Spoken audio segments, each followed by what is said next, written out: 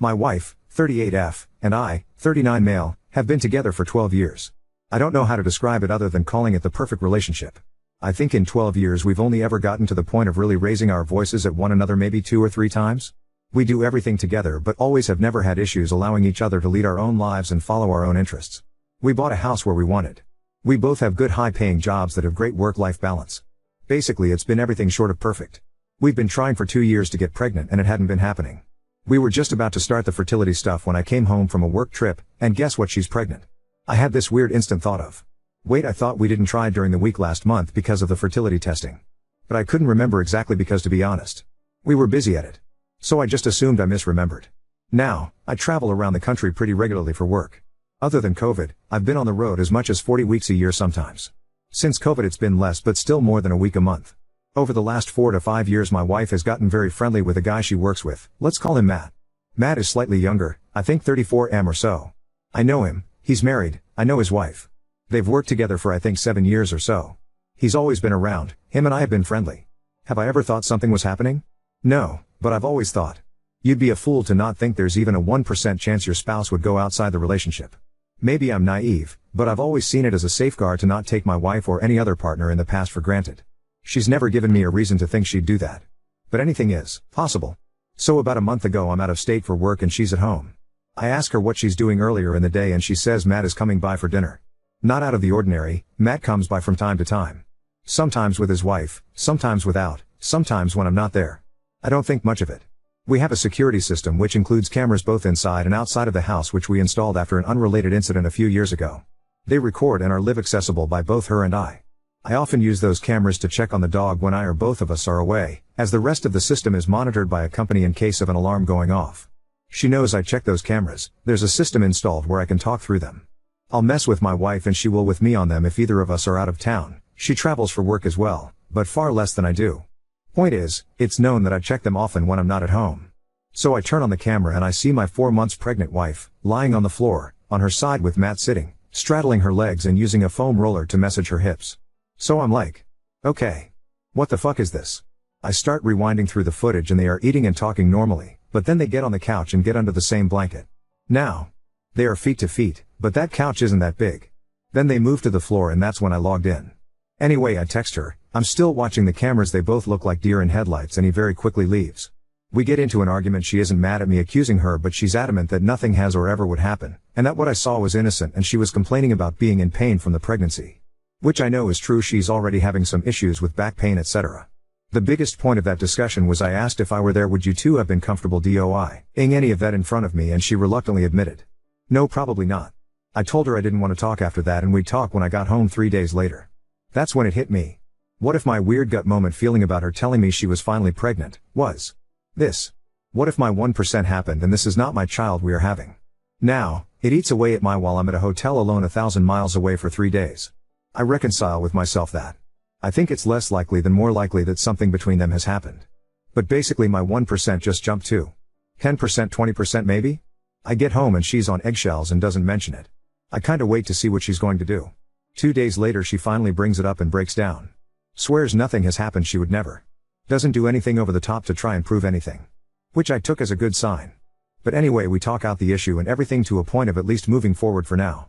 I'm still coping and dealing with it, figuring out how to retrust after all this time. I'm getting more and more understanding of the fact that they are friends, they've been friends for so long, maybe he has intentions. But I don't see her having any, and I've never really picked up on it, and I've spent time around both of them together many times, and never caught anything. So the thing that is destroying me right now is, if I'm wrong and something did happen, while I can figure out how to deal with that, what if that child isn't mine? In the argument and few long conversations we've had about the situation since, I've never brought that up, and she's not mentioned it. Mostly because I don't want to make the situation worse and crush her if in fact she's telling the truth, which I mostly believe. The only thing I can think to do at this point is to wait until the baby is born and immediately order a paternity test in secret. Should I do that? Should I tell her and have it dealt with now? If you're a woman in her shoes and you're telling the truth, would that destroy you, or your view of me? If you're lying, what would you do if I asked? I don't want to ask a super vague question, but what do I do? Update 1. 1. Stop DMing me about this, thanks. 2. Some have made some good points about addressing it now rather than later, and that's something that I'm considering more than I was before, thank you. 3. To those focused only on my relationship. I get it, but that's not what I'm focused on. We've been talking about it a lot. My wife and I are pretty open people with each other. I'm not saying I'm convinced nothing happened, but I'm more focused on paternity right now. 4. If I need to track, spy on, Life 360, my wife. Then this relationship is over already. That's not the relationship we have and not one that I ever want, and in my opinion not one anyone should ever have. We are working on rebuilding trust. As I said in this long-winded post, my default of 1% possibility went up to 10% or so. Trust me, I'm taking my relationship seriously, but to those I've said this to already. If the kid isn't mine, then there's no longer any conversation to have. 5. I've already had this discussion with my lawyer. I don't live in a state where the birth certificate stuff will be an issue. If I have paperwork that this child isn't mine, then divorce isn't going to be much of an issue. Both of us are in an independent financial situation where it won't matter much regardless. Update 2. So she was out of state on a business trip until late last night. It's Friday, so she worked from home in our kitchen. So I asked to talk and brought it up and asked for a test. She immediately said yes and said there's zero doubt and nothing that she'd even have a second to worry about. But she has no problem doing it now. The only caveat I left it with is, if it's invasive at all per our doctors, then I'm okay waiting until it's low risk. I'm not a doctor, no clue what they'd have to do it now, so not sure when we are. But she's aware and we are getting one. It was a decent and longer conversation. We are currently sitting together getting lunch. She's got no clue I did this on Reddit. Hence the new account, because she is on here somewhere. Thank you everyone for your help and opinions. A bunch of you made me realize that we are already really open about everything, and if nothing happened then she wouldn't worry about getting one. I was more worried about her health and adding some insane level of stress if it was an issue, as she's an at-risk pregnancy and it took so long for us to get pregnant. Update 3. Hi folks. So I haven't been touching this account at all, as I was mostly bombarded by people telling me I'm an AI, wishing my wife a miscarriage, claiming she's going to get a secret abortion to save herself. Or that I'm a clown for not keeping it real and destroying someone else's marriage over speculation only. I'm amazed that people are still following this and invested in it after all this time. Here's where we are at. Yes, my wife is still very much pregnant. She's in the hard to pick things up off the floor stage. She's due in 8 weeks. Holy shit, 6 weeks actually, just looked at the calendar. We are getting weekly ultrasounds at this point. He's already about 5 pounds and has a big ol' head. Her and I had some very long direct conversations about everything. She is adamant that nothing has ever happened and nothing ever would. For a while she was pretty upset with herself for causing this and causing my feelings of doubt. I've done my best to remedy that, as I've got to keep stress off her as much as possible right now. But it will for sure be revisited after the birth. As I've been saying the entire time, I'm really only worried about the child and the birth going well, etc. Well, mostly, maybe not only. The only thing we still really disagree on is I thought he was getting too close because he had developed feelings or was getting attention that he wasn't getting elsewhere, maybe, etc. She doesn't see it that way but has also said it's possible, but if so, she was blind to it. I told her I wanted a paternity test and she immediately agreed to it and said no problem at all. My only stipulation was that it couldn't be medically risky or stress-inducing at all, as she's a high-risk pregnancy. We both spoke to her doctors about it and they basically told us that our only option was to go to the courthouse because they wouldn't do one without the law involved. Which we both thought was ridiculous. Her doctor was a bit thrown off by it, so I didn't press very hard. It was honestly her pretty much demanding it. I knew there were other options. I looked into those other options and ultimately decided to wait until the birth, and I have a lab already set up to do it, ready to go. I'm 95% sure it's unnecessary, but I'm still getting one for my peace of mind and mostly so that nothing will come between me and my child. For those of you that have left me messages of support that I didn't get back to, thank you. I'm going to spend some time going through them tonight before I run off again. For those of you who've left messages that think I should be acting like a 17-year-old high school student and either getting violent, purposely cheating on my wife to prove a point, or other childish trash, thanks for the entertainment at least. Stop watching TLC and TikTok. That dumbass drama ain't the way, kiddos. And to the one person who suggested I cause an accident with my wife, I hope you end up behind bars someday.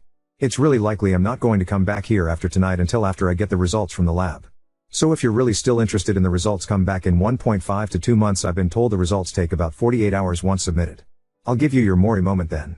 Just as a preempt, I'm going to post something I responded to someone else on the last post just a minute ago, but I likely won't check this account until after the birth. After this, comment number 1.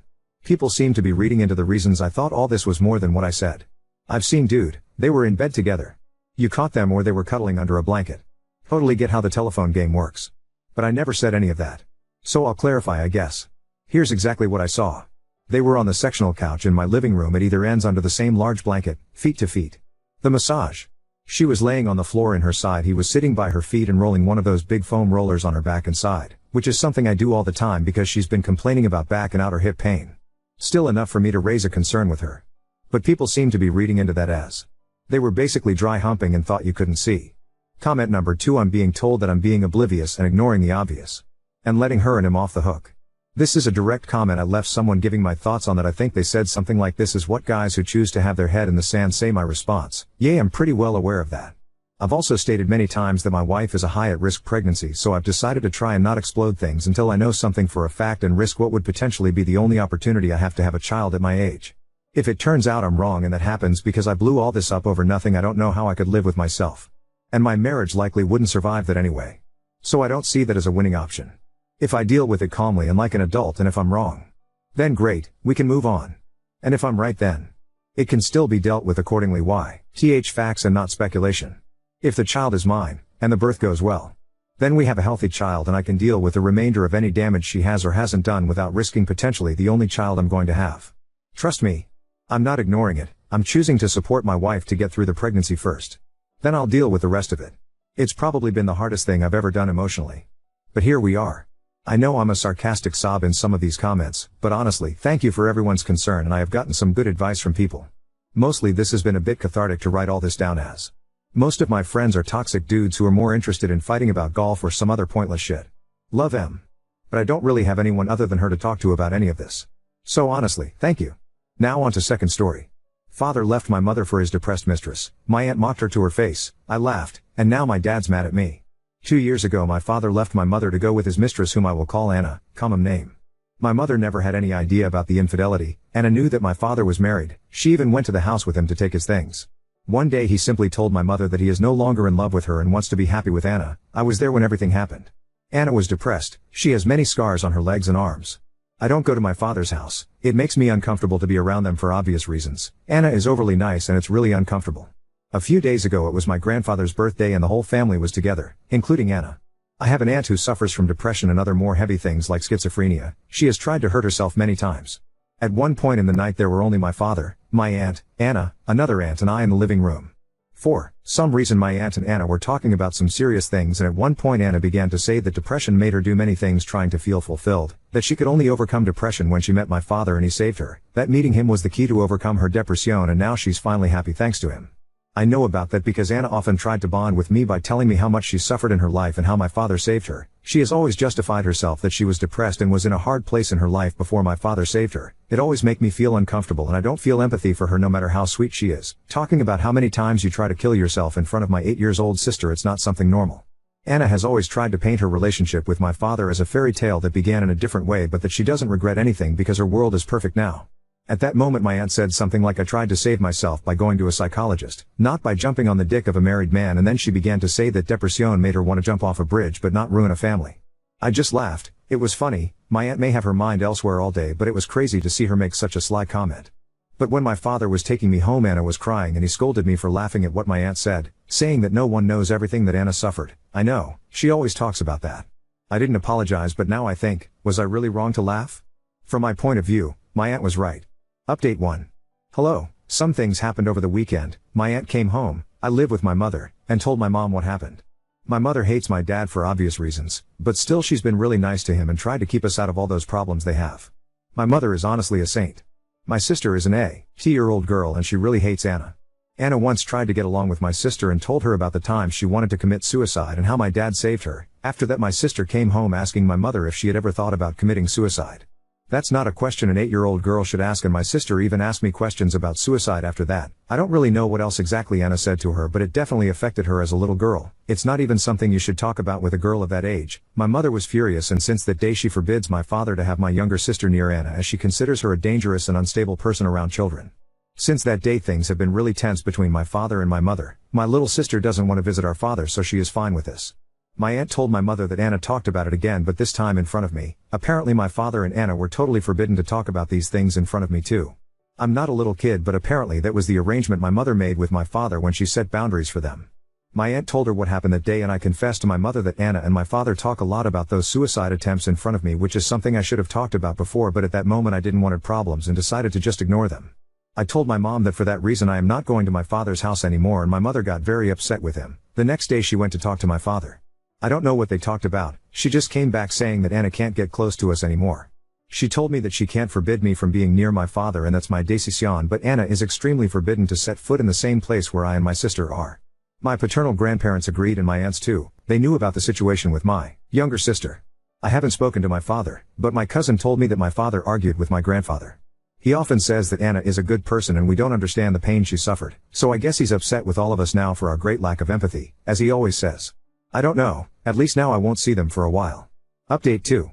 Hi, I wasn't planning to make another update, but we've had a lot of problems with Anna, too many, and I think now even my father has realized that she's crazy. I have stopped going to see my father and my father's parents stopped allowing him to go with Anna to their house since I am there a lot and my mother does not allow her to come near me or my sister. Anna began to have the strange behavior of starting to send me texts. First she apologized to me but insisted that my father misses me and my sister. I replied to her that my mother does not allow us to talk to her and she said that she is my father's partner so we have to get used to her being around. She started to talk badly about my mother, skeptical, saying that I'm too young to realize it but my mother is manipulating us and that's wrong because she's not allowing us to be a family. I'm young but I'm not dumb. I didn't answer her again and showed the messages to my mother who spoke to my father again. My father knew nothing about this and apparently had an argument with Anna about this since now my mother is planning to take away his last name from our name to end with this shit show and protect us. I don't understand too much about this, but in my country you can go to court and take out your father's surname, making him have no right over you anymore. I honestly believe that neither my sister nor I would have any problem with this, but I think my mother just said that to scare him. This is something I heard from my aunt and I don't know how much of this is real, but my father has been staying at my grandparents' house. One of those nights Anna went to knock on the door looking for him just to argue. She and my father began to argue. Anna yelled at my dad that he couldn't leave her like that, but nothing else happened because my grandfather kicked her out. My aunt also told me that my father told her that Anna sends him messages like, if you leave me I will kill myself, you can't leave me, so my father is afraid of leaving her and afraid of her. Less than 2 days ago I found out that my father had to leave work quickly because she sent him goodbye messages. Nothing happened to her, she just cut her arms as always. My aunt said that this is something that Anna has always done. Even when the affair started she sent him messages saying that she was about to commit suicide so that my father would go to her. This is something that Anna also told me, but in a more romantic way. It always scared me. I have no contact with my father and I avoid him when he's on grandpa's house, but as far as my aunt has told me, he doesn't know what to do since he misses us but is afraid to leave her and that she will kill herself. I feel bad for thinking this, but I'm really relieved to be hearing all this from afar. I'm so thankful that my mom forbade us to see her before all this happens, and honestly this is his karma, so I'm not going to get into this. Anna took her own life when my father went to get some of his things with grandpa and was scared that she could hit or do something to him. That's all I know, but she killed herself while they were loading some of my father's stuff into the car. I'm very shocked. I wanted to think what everyone told me, that she wasn't going to do it. I don't want to talk to my father at all. Is this wrong? Want my mother to take us away from him? I do not know. I go to the psychologist and my sister too, but neither of us want to talk to my dad even now. I don't want that drama in my life.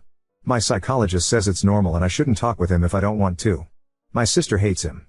I don't feel bad for Anna either, and that makes me feel worse. The last thing I heard about her before this was that the police didn't do anything because they never do anything, and she refused to continue her psychological treatment because according to my aunt, they would tell her that she should be hospitalized, and that happened to my aunt in the past too. I didn't know that. I remember my father telling her about her appointments with the psychologist and even the psychiatrist sometimes because of the medications and the start of that relationship, but she would refuse and say she was fine. She wasn't young or naive, she was 34, almost my parents' age. I even think she had more control in the relationship than my father. She was a grown woman, and I can admit that this last days I was nervous about her BC of all the things she was doing. I don't feel bad about her death. I even feel very relieved that she is dead, and it is something that my aunts have also told me. Everyone feels like that about her. They and my psychologist say that it is normal to feel that way, but anyway I prefer to think that I am a better person than her and my father, so I'm not going to be happy for it but respectful. It's sad to think that we're all relieved when someone died. She wasn't a good person at all. My father is not a good person either, and I know it. He is not an innocent. He did many bad things to my mother during the whole divorce process. He left us until it occurred to him to want to play family with that woman, and even so my mother had always encouraged us to talk to him. They both did a lot of things to my mother during the divorce process, but now I just want my mother to continue to forbid my father from seeing us until we want to see him. Anna scared me.